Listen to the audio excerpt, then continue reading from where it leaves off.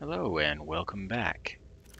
Slight change of plans today. I thought before we move on with the rest of the game, we'd do a quick review on the kinds of hazards that you can run into in the shallows here. So since we've got our sea moth all ready to go and the sea glide up and running, let's just go ahead and take a quick run around and review some of this stuff. Real quick.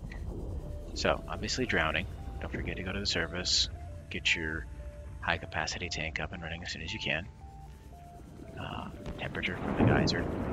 Don't fly down in there. Don't ride over the geyser. You can see how much high health that took off. Don't ride right over the mouth of it when it's erupting. That's bad news.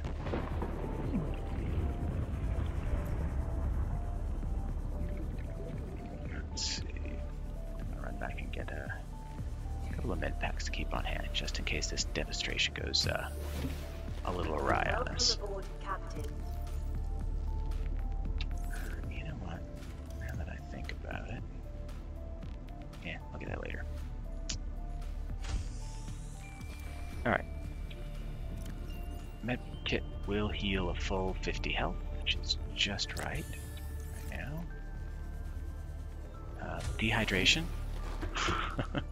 Which I'm on the verge of right now. That your hydration level goes down much faster than your food level, so always keep an eye on that. Just, you know, while you're in the shallows here until you get a water purification station set up, pretty much. Just make a habit of grabbing any salt or bladderfish you happen to see every once in a while. So dehydration, heat. That's environmental stuff. Okay, so we're still on the first level of that geyser. Alright, and if you remember down here, we've got the Drooping Stingers. Those things will kill you quick. Crashfish. Oop, there's one. They do respawn eventually. Oh, I just happened to be in here as they're respawning. That's fantastic. As long as you have a sea glide, you can usually get well out of the way. Oh gosh. Hello. Well, that was unexpectedly interesting.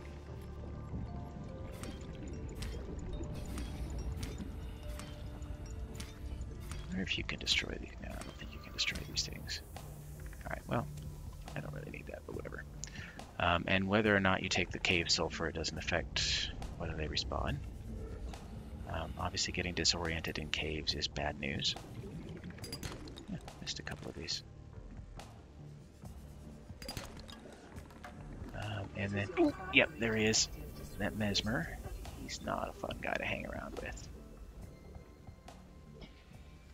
When you are looking at him and he looks at you, he basically hypnotizes you and forces it, basically steals the cursor and forces it to swim towards you. You can kind of move the mouse away, but it's hard. It's easier to strafe away from him so you're not pointing at him anymore. And then swim in basically any direction except towards him. Speaking of drowning. Oxygen. Stalkers. They're usually okay, especially if you stay behind them. When they roar and start swimming fast towards you, you need to dodge to one side or the other because they're charged. They don't turn very well when they're charging, but they may keep pursuing you for a while, especially if they were collecting scrap metal and you messed with their pile. So they'll pursue you for a few seconds. Kind of go on their merry way. They don't do an absolute ton of damage if they do happen to bite you, so don't panic. If you hear one, just kind of move. Especially with the sea glide, it's really pretty easy to get out of their way.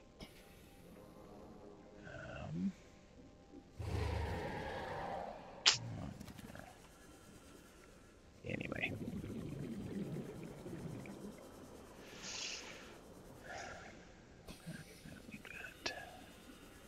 This is that other cave I was telling you about in the last video. There's some more sandstone and stuff in there. Just get the edge of the ground. And oh, yep, one more.